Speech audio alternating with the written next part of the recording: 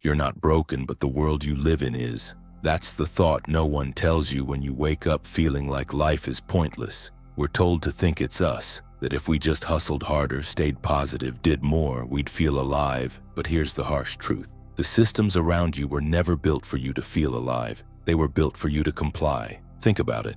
You're born into a world where your first lessons aren't about curiosity or joy. They're about obedience. Sit still, raise your hand, memorize, pass the test. Then, trade that classroom for a cubicle. Trade the teacher for a boss. Trade grades for performance reviews, and somewhere along the way, that quiet voice inside you, the one that once dreamed, explored, wanted, goes silent. But here's what I want to tell you. If you feel like life is pointless right now, it's not because you're lazy or ungrateful or not good enough. It's because you're waking up to a hidden truth that most people spend their entire lives avoiding. The meaning you're searching for isn't out there. It's been stripped from you. Look around. Social media has hijacked your attention.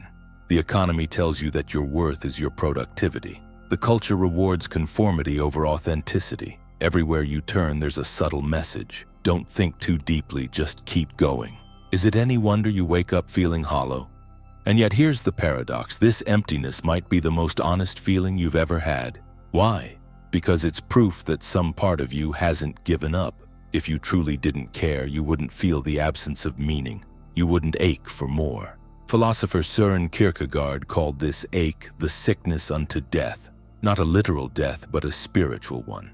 He said most people sleepwalk through life, numbing themselves with distractions, status, money, shallow pleasures. But those who can't numb themselves, they're the ones with a chance to find something real. So let me ask you, when did you first feel it? That quiet moment when you thought, is this really all there is? Maybe it was scrolling through Instagram, seeing perfect lives that felt fake. Maybe it was sitting at your desk, realizing you'd spent 8 hours doing work that didn't matter to you. Maybe it was lying awake at 2 a.m., unable to answer the simplest question, why am I even here? That moment, right there, is your wake-up call. By the end of this, you'll understand why life feels pointless, why that feeling is a sign of awakening, and how to begin carving meaning out of a world designed to erase it. But first, we need to face an uncomfortable reality. The modern world doesn't want you to have meaning, because a meaningful person is dangerous. Here's the ugly truth no one wants to say out loud. The world you live in is designed to keep you occupied, not fulfilled. From the moment you're born, you're handed a script.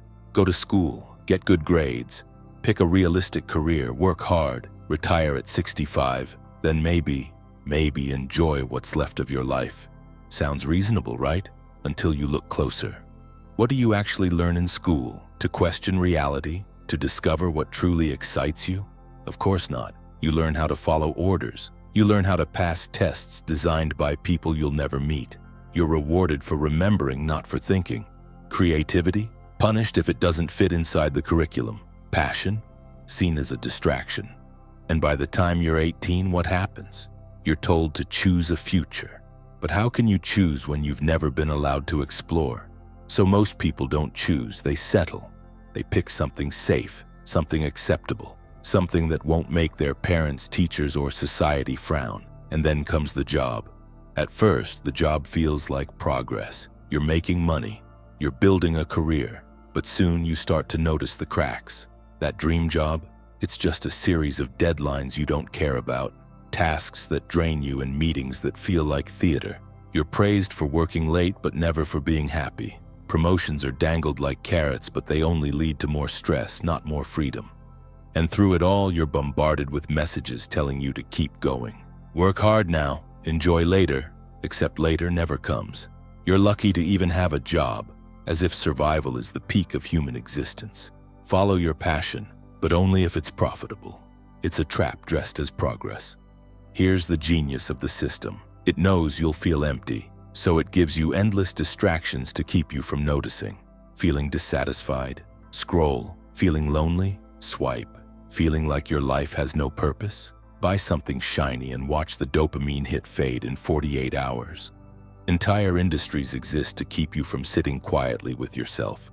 Social media is a perfect example. It's not built to connect you, it's built to addict you. Every like, every comment, every notification is a hit of validation designed to keep you coming back. And the result? You become a spectator of life instead of a participant. You see people living amazing lives online while you're stuck comparing, doubting, and scrolling through highlights of strangers' moments. Moments that deep down, you know are curated lies.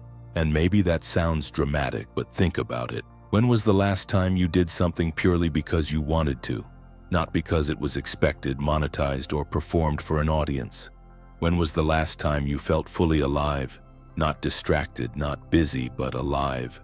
For many people, the answer is buried in childhood, before life taught them to suppress curiosity, before they learned that happiness was conditional on productivity, before they started living on autopilot. This is the real crisis of modern life. It's not that people are unhappy, it's that they've been taught to accept unhappiness as normal. The existentialist warned us. Jean-Paul Sartre called it bad faith. Living a life that isn't truly yours, pretending you're free while blindly following roles assigned to you. Albert Camus described modern existence as absurd, a world where humans crave meaning but are met with indifference from the universe. And yet here's the most sinister twist. The problem today isn't just the universe's indifference. It's that powerful systems actively exploit your search for meaning. Corporations sell you identity through brands. Influencers sell you purpose through lifestyle content. Politicians sell you belonging through outrage and division. Everything is commodified, even your desire for meaning. Henry David Thoreau wrote, "The mass of men lead lives of quiet desperation." That was in 1854. Before smartphones, before social media, before algorithms learned to manipulate human psychology with surgical precision. If it was true, then what do you call what we have now? Look around you. How many people do you know who are truly content, not distracted, not numbed, not coping, but at peace with themselves? The answer is painfully small, and deep down, you know it. That's why you clicked on this video. That's why you're still here listening. Because something inside you refuses to believe that this hollow version of life is all there is. Here's the good news, and the dangerous part. Once you see the illusion, you can't unsee it. You start noticing the cracks in the system. You stop believing the promises of someday. You begin to suspect that maybe, just maybe, meaning isn't something to be found out there. It's something you have to create yourself. But before we get to how you reclaim it, we need to go deeper. Because there's one more lie that keeps you trapped in the first place. The belief that the emptiness you feel is your fault. It's not. And in the next chapter, we're going to rip that lie apart. The lie you've been told and how it keeps you powerless. Let's start. Every system of control starts with a story. And the story you've been told. The one that's been repeated in classrooms, in media, in quiet conversations between parents and children is this: people are good. The world is fair. If you treat others well, they will treat you the same. It sounds noble. It sounds comforting. It sounds like something worth believing in.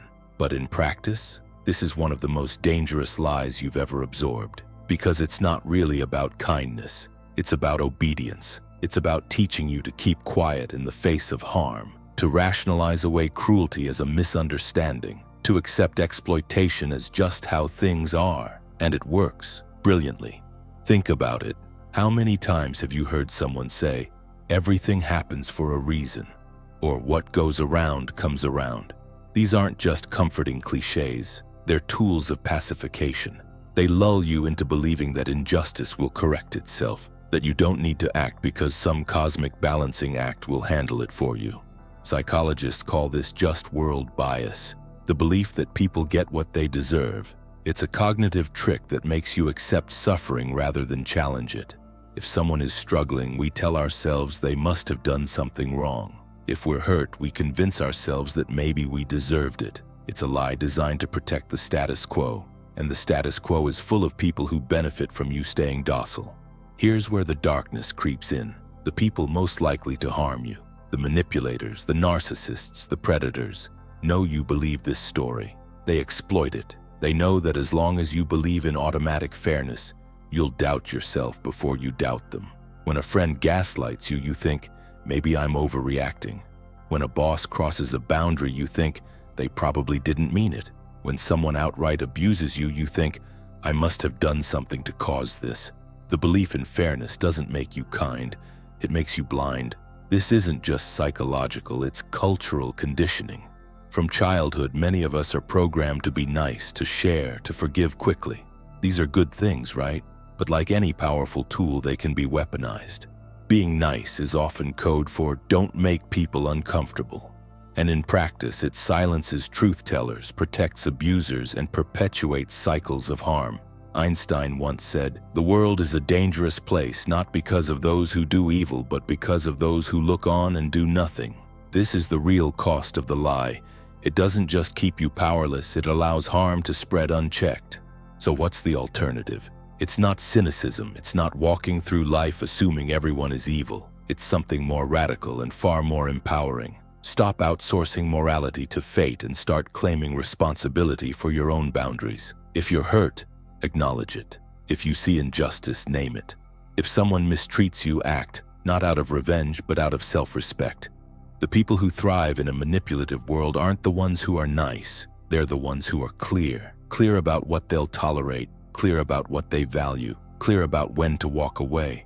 This clarity breaks the spell, because the lie only has power as long as you believe that staying silent will protect you. It won't.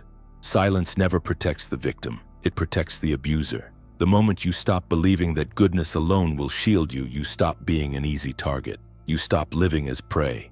In the next chapter, we'll confront the hidden machinery that keeps this lie alive, the systems, institutions, and social pressures that punish those who refuse to play nice, and how you can break free without losing yourself in the process.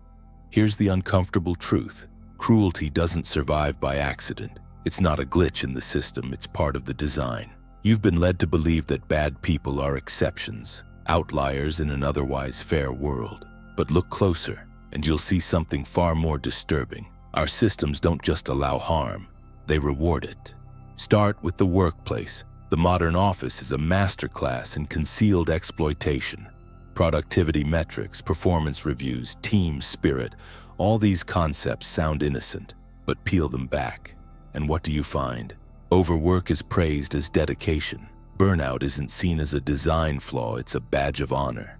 Compliance is masked as collaboration. When you agree with everything, you're called a team player. When you question something harmful, you're difficult. Exploitation is reframed as opportunity. We're like a family here often means we expect loyalty we haven't earned. Those who manipulate these dynamics, who charm superiors, take credit for others' work, and step on colleagues quietly, often rise the fastest. Why? Because systems built on competition don't reward fairness. They reward results no matter the cost. This isn't confined to corporate walls, it's woven into society itself. Look at media. Outrage sells. Scandals trend. The most ruthless voices dominate algorithms because conflict drives engagement and engagement drives profit. Look at politics. Do you think those in power don't understand fear? Fear mobilizes, fear distracts. Fear keeps populations too busy surviving to organize, too divided to resist. Look at culture. We idolize winners without asking how they won. We excuse cruelty when it's packaged as ambition. We tell ourselves it's just business as if profit justifies harm. And while this machinery grinds on, those at the bottom are told to stay positive, work hard, and be grateful. Why does this work so well? Because humans are wired to conform to social incentives. When cruelty is punished, it fades. When cruelty is rewarded openly or subtly, it spreads. Harm doers gain power by dominating others. Power becomes its own justification. People align with the powerful out of fear, even if they despise them. Once a harmful behavior becomes common, resisting it makes you the outcast, not the perpetrator. Carl Jung warned of this collective blindness, writing, "The maintenance of lies requires the complicity of the many. Harm thrives because most people don't actively support it. They simply tolerate it. And tolerance in the face of evil is fuel." So where does this leave you? If you're like most, you've already felt the pressure to play along, to laugh at the joke you found offensive, to stay silent when you saw wrongdoing, to nod at the boss who undermines you because speaking up might cost you your job. Each small compromise chips away at your self-respect.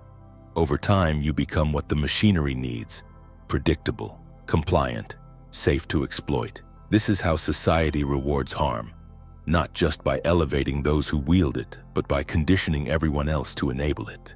Breaking free doesn't start with dismantling the entire system. That's bigger than any one person. It starts with refusing to be its cog. Stop mistaking politeness for morality. Speaking truth is not rude, it's necessary.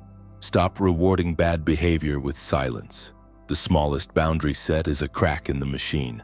Stop buying into their metrics. Your value is not measured in hours billed, likes earned, or hierarchies climbed.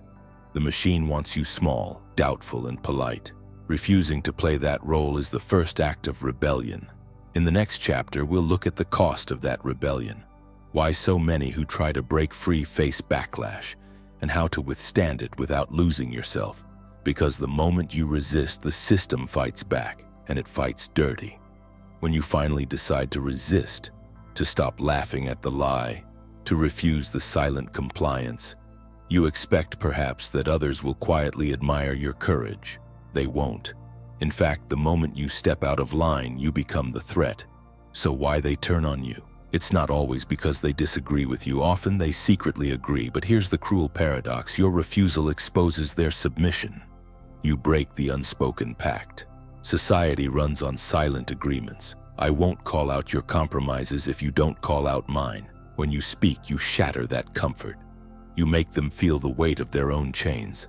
As Carl Jung noted, people will do anything, no matter how absurd, to avoid facing their own soul. Your rebellion forces reflection they're desperate to avoid. They fear the consequences of your defiance. In systems that punish dissent, standing near the rebel feels dangerous. Easier to join the mob than risk being targeted alongside you. This is why whistleblowers are ostracized, why activists are demonized, why the first person to say this isn't right is treated as the problem rather than the wrongdoing itself. Once you resist, the backlash follows a predictable pattern. History, workplaces, and personal relationships all use the same playbook. Ridicule. They'll paint you as overreacting. You're too sensitive. You're making a big deal out of nothing. Isolation. They'll cut you off socially. Colleagues stop inviting you to lunch. Friends drift away. Smear. They'll attack your character, not your argument. Unstable, difficult, unprofessional. Punishment. If ridicule and isolation don't break you, they'll escalate. Demotions, legal threats, even violence in extreme cases. Every tyrant, from petty bosses to oppressive regimes, uses these same tools, not because they are clever, but because they work. Most people fold under sustained pressure. Let's not romanticize this. Rebellion hurts. You will lose people. Some you thought would stand by you will vanish when you need them most. You will question yourself. The barrage of criticism can make you doubt your own clarity. You will feel alone, because in many ways you are. This loneliness isn't a sign you're wrong. It's a sign you've stopped playing a rigged game. The system's greatest weapon isn't punishment. It's shame. It whispers, look what you've done. You've made everyone uncomfortable. Maybe you are the problem. Shame works because humans are tribal. To be cast out feels like death. Entire structures of control, corporate, political, cultural, depend on this primal fear. They don't need to chain you physically, they just need you to chain yourself. So listen up. Here's how to survive the backlash. Anchor yourself in truth, not approval. If you live by applause, you'll die by its absence. Find others who see clearly. Even one ally can keep you sane when the world gaslights you. Accept the cost up front. Resistance will cost you, but obedience costs more. Your self-respect. Remember, every movement for justice, every genuine change, started with someone willing to be hated. So look around. You vote, you shop, you speak, you think you're free. But the cruel truth? Freedom has been reduced to the right to choose your own cage. True control doesn't look like a dictator barking orders. It looks like choice. Carefully curated so you never notice the walls. Look, politics. Two parties, same masters. You argue over colors while policies remain identical where it matters: power, profit, surveillance. Look, consumerism. You feel liberated buying what you want, unaware your desires were engineered by algorithms before you even felt them. And what about speech? You can say almost anything until it threatens the system. Then you're deplatformed, unbanked, erased quietly, efficiently. This isn't freedom, it's permission with boundaries so invisible you defend them yourself. A controlled population that believes it's free is easier to manage than one that knows it's enslaved. Rebellion needs awareness. Compliance thrives on illusion. You won't revolt against chains you can't feel. You won't fight a prison you're convinced is paradise. You'll even mock those who point out the bars because their truth threatens the fragile comfort you've built. This is why they hand you distractions. Endless entertainment, outrage cycles, cheap dopamine. Keep you busy, keep you docile, keep you asleep. Here's the final brutal reality. Freedom is never given. It's taken, and if you're waiting for someone to grant it, you've already lost. Stop outsourcing your thinking. Stop mistaking convenience for liberty. Stop defending the very systems that exploit you. Freedom begins when you stop asking for permission to be who you are. Thank you for staying until the end. Most people won't. They'll click away the moment it gets uncomfortable. But you stayed. That matters. If you're ready to see how deep this goes, how even your very identity is being erased without you realizing, watch the next video because what's coming isn't just about losing rights, it's about losing yourself.